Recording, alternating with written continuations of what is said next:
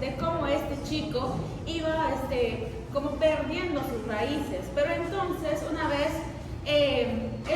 vez en vacaciones, él decidió volver a su pueblo de origen, y ahí se dio cuenta de lo mucho que había cambiado este lugar, que ya no era como él lo recordaba, sino que las personas ya no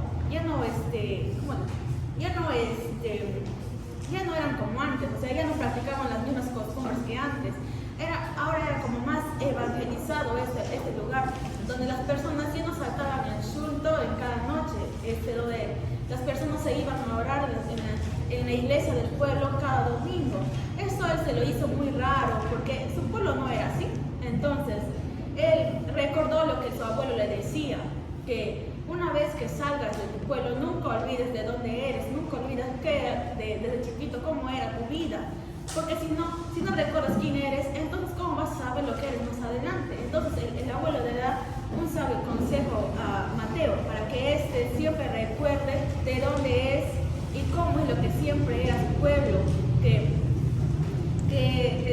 no importa quién venga a tu pueblo, tú siempre debes tener en tu mente en alto quién eres y preservar lo que tú siempre eres.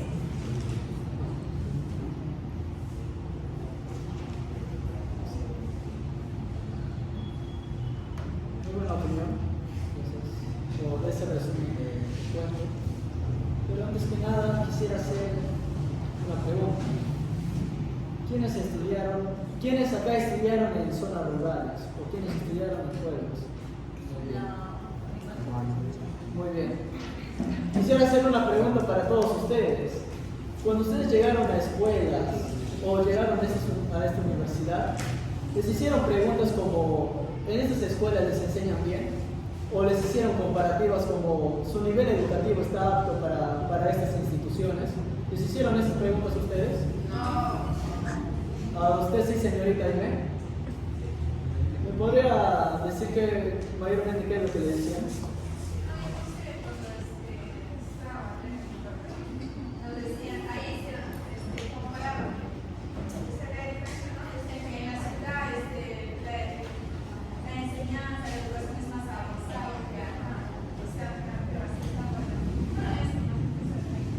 Muy bien, justamente con esa opinión quisiera conectar con lo que nos dice este gran libro, esta gran historia de Retorno a las Raíces, que nos menciona que cuando Mateo llegó a estudiar en la universidad, justamente nos menciona y nos recalca que estudió antropología, y que a diferencia de sus demás compañeros que eran de la urbanización, que era de la ciudad de Iquitos, él tuvo una gran ventaja a pesar de haber estudiado en un pequeño pueblo.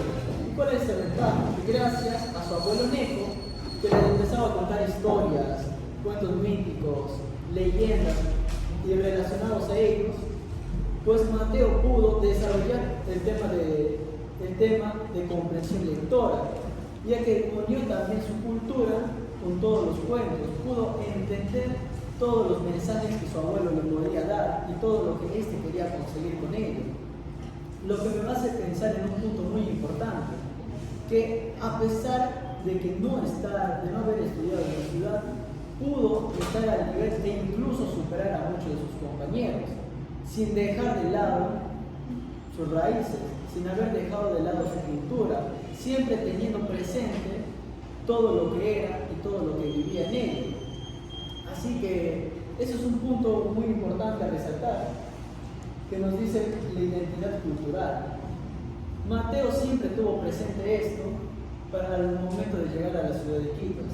Ahora, si nos basamos en las creencias ancestrales, hay un punto muy importante que me agrada de la historia. Es que justamente cuando Mateo regresa de nuevo a su pueblo, se da cuenta que muchas cosas han cambiado. ¿Cuáles son esas cosas? La relación del tema de las personas ya no era como antes. Se dio cuenta que sus ríos, su ambiente, todo estaba contaminado por las grandes industrias petroleras. Y una de estas era Petroplus, que Plus Bahía, ¿no? Plus, ya, gracias. En las cuales contaminaba el río y los peces. Además de ello, hizo que la religión nos menciona un punto muy importante, que es la religión de Yahvé, los israelitas, que inició un gran cambio en ese pueblo. ¿Cómo que un gran cambio? En el sentido de que ya no realizaban, como había mencionado pues, mi estimado colega, había mencionado que ya no se realizaba este salto sobre los yuntos, ya no se hacía estas famosas mingas, que siempre se hacían entre todos, ¿no? Donde colaboraban, socializaban y podían compartir cada uno sus opiniones. Entonces, quisiera llegar al punto en que cómo todo esto cambió de manera tan repentina. Y es que justamente esta creencia occidental cambió de manera drástica todo, ya que ya no se realizaba todo esto lo que había mencionado. Las personas se volvieron individualistas, ya no se volvían tan comprensibles a los demás, siempre buscaban el beneficio propio. Entonces Mateo, al ver todo esto, fue un impacto muy grande para él, fue un cambio total. Entonces me puse a pensar, ¿cómo es que Mateo va a conseguir que todo este punto de vista, este caso, llegara a cambiar? Porque me quise imaginar, siendo yo Mateo, ¿qué podría hacer yo? Y para ser sincero, no encontraba una respuesta, así que se me hace increíble que justamente el tema cultural, su identidad justamente fuera la respuesta a ello. Porque mediante sueños, su abuelo Neco nos mencionaba que Mateo pues, debía unir a todo su pueblo, debía ser de uno solo. Pero me gustaría detallar más sobre ello, pero creo que mi colega Matías quisiera hablar más sobre ello, quisiera dar su punto de vista también. Hola, muy buenas tardes, compañeros, público presente. Bueno, Plaza de Raíces es un libro que yo leí hace 2 años con el profesor Oscar Acuña, y lo acabo de leer hace poco, y siento que ese libro es una crítica más que todo al Estado peruano, ¿sabes? Porque acá nos muestra cómo el Estado peruano, a través de la religión, de la doctrina que ejerce la religión, cambia a una cultura, sobre todo a la forma de pensar, de razonar, las creencias, las cosmovisiones que tienen los pueblos ancestrales. Bueno, la historia de Mateo es un reflejo que nos muestra de los jóvenes cómo no quieren cambiar su identidad, que es la identidad cultural que tienen muchos acá en la actualidad, y que por las creencias occidentales, orientales, van cambiando con el paso del tiempo. Bueno, como hay 3 puntos importantes, que es la identidad cultural. Bueno, en la historia nos muestra, siento yo, que muestra 3 puntos de identidad cultural muy importantes. Uno, no es olvidar de dónde tú vienes, tu raíz, ya que el joven, por más que viaja a la ciudad, se aleja de sus raíces, nunca se olvida de quién es. Siempre, como dice su abuelo en sus creencias, su abuelo siempre decía que a donde vaya, nunca se olvide de dónde viene, que siempre se sienta orgulloso de sus raíces y de su procedencia. Bueno, otro punto que da a tocar la restaurante raíces es la forma en la que se vive, ya que el chico recordaba su pueblo con mucho orgullo, con mucho, que los pueblerinos tenían la conexión con el medio ambiente, con la naturaleza, sus creencias, sus mitos y sus religiones muy aparte. Bueno, y otro punto que nos da a conocer el economía de raíces es la lucha que tienen los pueblos originarios al conservar sus raíces. Bueno, como acá nos podemos también las creencias ancestrales, la historia tiene los mitos y leyendas tienen un papel muy importante para la historia de Mateo, ya que el chico varias veces tiene las conexiones con sus abuelos para que siga luchando, ya que por las creencias religiosas el pueblo va a cambiar su mentalidad, y luego nos cuentan también que a través de las del petróleo, las industrias petroleras, los pueblerinos, los chicos del campo van dejando a un lado la conexión que tienen con el medio ambiente, y ahí es donde entra el Estado peruano, ya que el Estado peruano acá nos muestra como fue el villano de la película, de la novela, ya que ellos, a través de las doctrinas que ejerce la religión, ellos aprovechan y meten a las industrias petroleras para que hagan las suyas con el medio ambiente, con el ecosistema que tienen. Y acá donde Mateo ve que la desgracia que están haciendo en su pueblo y nadie hace nada. Todos los periodistas ya tienen otra mentalidad que es más occidental y dejan a un lado esto. Acá donde entran las creencias ancestrales, que es a través del Dios ecológico Chuyachaki, que es como uno de los apoyados a Mateo, ya que él le da la ventaja para que también siga luchando, le da ese aliento para que siga luchando. También nos habla sobre la Pachamama, que se cansó de estar durmiendo y también se va a luchar. Los mismos animales se ponen entre sí para que no destruyan los ecosistemas, ya que es su vida, eso es lo que a ellos les gusta. Bueno, y como último punto es la contaminación ambiental. La historia nos muestra cómo el ser humano es capaz de hacer todo por dinero, ya que es capaz de destruir flora, fauna, el agua, contaminar a base de dinero, por riqueza y muchas más. Bueno, vamos a mi compañero. Para resaltar lo que dijeron mis compañeros, quiero presentar las siguientes partes del libro, donde habla el abuelo de Mateo y nos dice: cuando te vayas a Iquitos, estudia lo que te gusta, lo que te apasiona. Nunca reniegues de tus orígenes, nunca te olvides de lo que es las tierras y nosotros te digo. Siéntete orgulloso de tus raíces. Si tú renuncias a tu identidad, serás un ser alienado y por lo tanto desnaturalizado. Tu conciencia mutilada no te servirá para comprender la injusticia y la desigualdad social. Jamás antepongas tus intereses personales a los intereses colectivos, porque es ahí donde se desvirtúa todo lo bueno que pretendes hacer. Esta parte también cabe resaltar en el libro, donde hay una parte que menciona que llegan pastores evangélicos extranjeros, los cuales, a ver que había un derrame de petróleo, no tomaban que esto era como un castigo de Dios. O sea, decían que todo lo que estaba sucediendo era un castigo de Dios y que ellos tenían que dejar sus creencias, los cuales con ese tiempo tenían como creencia que el Chuyachaki era su Dios. Ellos dejaron aparte sus creencias para poder seguir lo que los extranjeros habían llegado a decir. Y ahí es donde Mateo decide investigar un poco más el tema, decide irse hasta donde inició este derrame de petróleo, donde encuentra muchos peces, los cuales se encuentran muertos, y ahí ve toda esa contaminación que había hecho. Pero para esto quiero mostrarles un pequeño video como ejemplo para poder hablar más sobre este tema.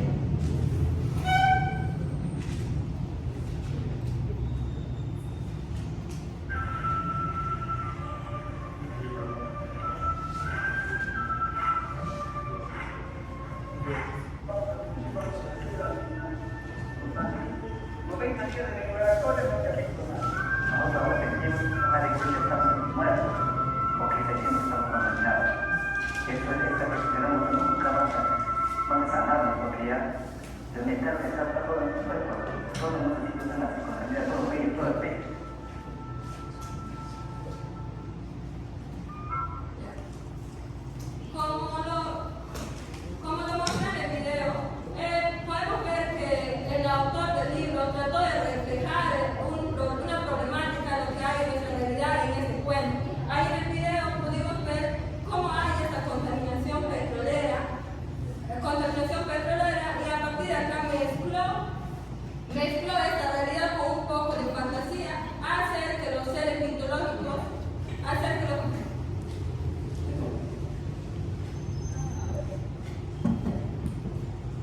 y como lo mencionaba, el autor trató de mezclar esta realidad que vivimos en muchas partes del Perú con un poco de fantasía, metiendo seres mitológicos, los cuales luchan contra esta empresa petrolera, el cual se llama Blue Steel.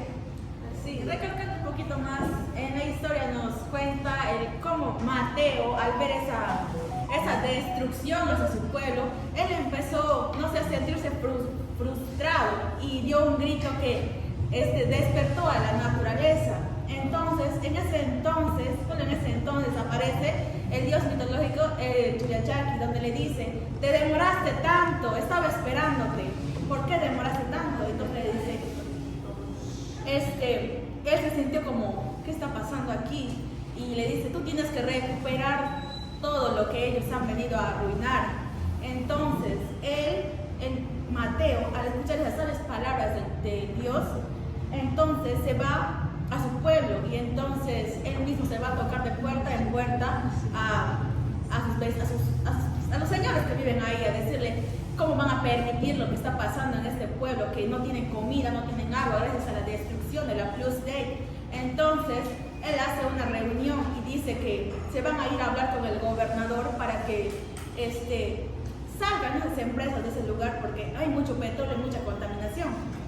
Y la cosa es que cuando Mateo se va a hablar con el gobernador, que supuestamente le había prometido que iba a mejorar la calidad de su pueblo, el gobernador le niega totalmente. Ahí es donde entra lo que es la doble moral de la política, donde dice, te voy a ayudar si tú me das tu voto. ¿Qué pasa en esta historia? Nos cuenta que no es así realmente, sino que es una mentira para ganar poder político. Entonces, ahí Mateo se frustra más, o sea, no sabe qué hacer. Entonces, esto, al ver los dioses como la Yacuruna, el Suyachaki e incluso la Sachamama, se dan cuenta que nada va a cambiar, que va a seguir así si no hacen algo. Entonces, ellos mismos deciden atacar. El dios Suyachaki llama a todos los animales de la Amazonía a que invadan donde está la empresa, donde están sus tractores, donde están todo, y entonces llaman a avispas asesinas a picarlos para que se vayan del pueblo, Entonces, todas esas personas empiezan a salir corriendo. Y entonces estaban teniendo miedo, y entonces se van por el más oscuro del bosque, y ahí es donde se encuentran a la Sachamama, una boa inmensa, donde le empieza a devorar a cada uno de las personas que trabajan para la empresa. Entonces, se va quedando vacío el lugar donde trabaja la empresa, y ahí es cuando por fin pueden respirar un poco más los pobladores al ver que ya se está yendo toda esa desgracia, y ahí es donde por fin pueden darse cuenta que si uno mismo no hace sus revelaciones contra los más fuertes, nunca se va a acabar las cosas malas de un pueblo. Uno tiene que alzar su voz para que los demás lo escuchen y se vayan del lugar. Gracias.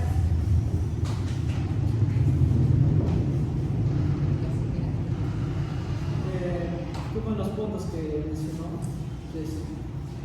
quisiera dar justamente un punto muy importante que mencionó el secretario de que fue con el tema del querido abuelo negro, que justamente sus palabras y sus consejos son pero muy bien construidos, muy bien argumentados, tienen un punto de vista muy acertado.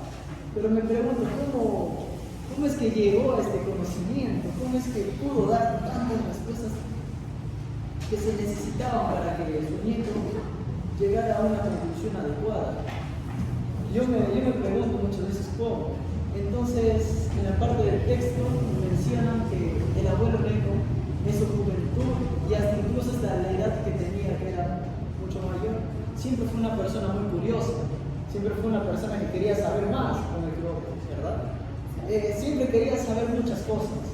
Y justamente nos mencionan que por donde ellos vivían, que era en la quebrada de Iquillo, ¿ya? Nos dicen que ese pueblo no tiene libros, no tiene mucha información que se le pueda revelar a los demás pobladores. Y que las únicas informaciones relevantes que se posee ahí, solo lo tiene una sola persona, y creo que era el cura Adolfo. Correcto, el cura. Justamente ese cura era una persona, supuestamente debería ser una persona de bien, que debería apoyar, debería compartir, debería ayudar a las demás personas a adquirir nuevos conocimientos, a mejorar su propia persona, a tener un desarrollo mucho más grande. Pero si la memoria no me falla, creo que tenía encerrado todos los libros para que las demás personas no lo lean. Entonces, el abuelo Neco, con su gran curiosidad de querer saber más, se metió a escondidas en la noche y empezó a escuchar sonidos raros, que obviamente él pudo saber qué era. Y hay justamente una frase que me da mucha gracia, que no lo recuerdo muy bien, pero nos dice que Dios perdona todo, pero no el escándalo. que justamente había pillado el cura teniendo relaciones sexuales con una de las chicas del pueblo. Y fue gracioso porque fue muy explícito en el libro con los sonidos, porque era y yo me reí. Sí, tenía que invitarme para que se viera. Y fue algo gracioso, la verdad. Pero justamente, gracias a ello, el abuelo Nico pudo descubrir más libros, pudo recolectar más libros y darse cuenta de esta doble moral, de esta falsedad que representaba el cura. Y que como, gracias a que el cura tiene un conocimiento mayor a la mayoría pues, de los pobladores, pues era muy fácil para él controlarlos, persuadirlos con mentiras muy simples y vanas, como por ejemplo cuando en ese pueblito nacían muchos niños y niñas que eran blancos, con ojos azules, eran de pelo color rubio, y todos se quedaban como que raros, la mayoría son marrones, eso no es para que estén eran morenitos, ojos color negro, el cabello un poco pinchudo, puntiagudo, y pues todos estaban como que raros. Entonces, ¿cuál fue la idea de este cura muy perspicaz, por si acaso? Dijo que creo que fue culpado, y justamente había una señora que le apoyó con esa mentira, que era la señora María, también Pilar y Gina, las que daban esta información errada, las que decían, ellos nacieron así porque todas las mujeres fueron culpadas, el bufeo colorado las embarazó, entonces todos creían esta mentira, todos estaban, ya entiendo, entonces debe ser por eso que los niños salen blancos, teniendo al único hombre blanco, el cura, era el único blanco de color, de sus ojos color azul y cabello rubio. Este es un punto que quería resaltar, muy interesante. También hay otro aspecto que nos había mencionado, que era en el tema de los demás evangélicos que vinieron en su llegada, que justamente es increíble cómo este libro nos muestra de una manera pues, sutil y a la vez imaginativa de la gran mentira y falsedad que presentan esas personas evangélicas. Muchos de nosotros, en nuestras casas, quizás en sus barrios, conocerán, tendrán un vecino que es evangélico, que siempre dice, que siempre les bueno, en mi caso, tengo un vecino que siempre me acosa mucho de decirme, hey, tienes que ir a la iglesia cada fin de semana, tienes que hacer esto, tienes que hacer lo otro. Y es gracioso porque él es una persona muy alcohólica y justamente es una persona muy agresiva y prepotente. Y me viene a dar consejos a mí de qué cosas hacer y qué no. Es muy gracioso y justamente partiendo desde la realidad hasta el punto del cuento, nos menciona que estos evangélicos han aprovechado hasta la más mínima oportunidad con el tema de la contaminación de petróleo para aprovechar y ganar un beneficio. ¿Y cuál era ese beneficio? Que gritaban a todo volumen en que deben ir a las iglesias a dar sus diezmos. A dar un diezmo, yo me quedo, ¿por qué dar un diezmo? Es que si las personas que no entregan el diezmo se van a ir al infierno, y pues las personas creían estas cosas, entonces con toda esta información que era muy transversada, pues era muy fácil de manipular, era muy fácil de persuadir, y entonces confiaban en esas palabras, y siempre las personas con el poco dinero que tenían daban sus diezmos a la iglesia para poder pues, ir al reino de Dios, ir al reino de los cielos, dejando de lado pues esta cultura que era con la naturaleza. Pero creo que mi estimado Matías quiere hablar de un punto muy importante que creo que me está volviendo a dar con gracia. Bueno, hola compañeros. Mi compañero ya lo presentó la historia realmente. Pero bueno, quiero tocar otro punto que es muy importante. Y la contaminación ambiental que se da muy explícita sobre todo acá en la historia de Mateo, y es que la contaminación ambiental demuestra de manera como la contaminación del petróleo, derrama el petróleo en las aguas, hace que los peces nazcan contaminados y estos peces sean consumidos por los mismos pobladores sobre todo. Bueno, también las talas de árboles, ya que cuando los animales se desatan, pues ya se muestran, ya que están cansados de tanta contaminación, tanta tala de árboles, la destrucción de su ecosistema. Ellos atacan a los que son los contaminantes. Pues.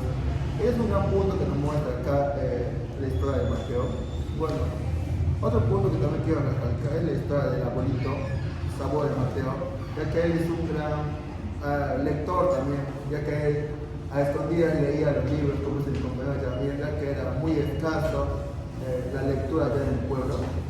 Y él, a través de la lectura, dio consejos muy importantes a Mateo. Y otro punto que también tocaron bastante mis compañeros todos es la doble moral, que hay en la historia bastante doble moral por parte de la religión, ya que la religión juega un papel muy importante para el desarrollo de Mateo, ya que él, al ver que la religión está cambiando los personajes a los chicos de su pueblo, hace que Mateo como despierte, ya que ve la destrucción de su pueblo, la contaminación que está dando y nadie hace nada.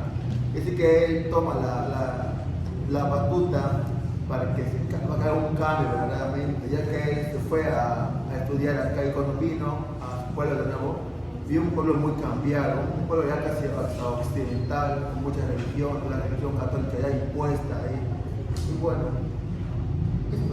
no sé, ¿cómo alguien quiere hablar? Gracias, Gracias por contar.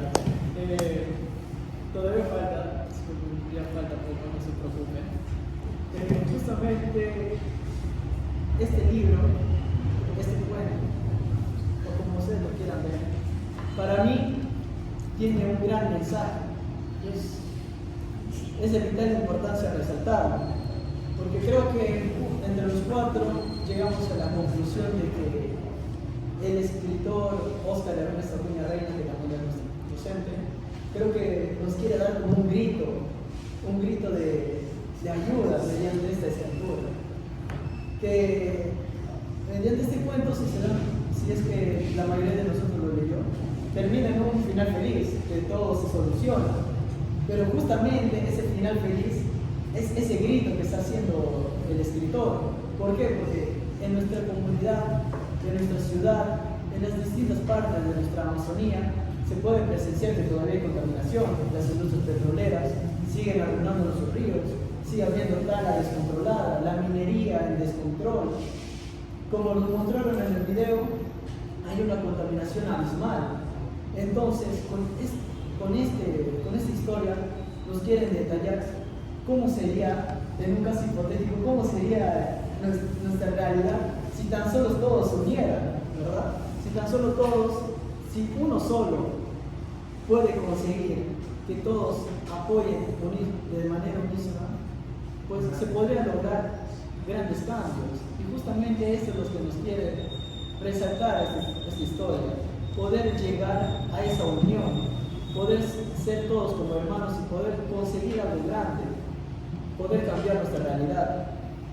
Pero claramente no se puede vivir eso actualmente, no se está presenciando y espero pues que quizás algún día pues consigamos ello. Yo también pondré un granito, una partecita de mí para conseguirlo y junto con mis colegas también.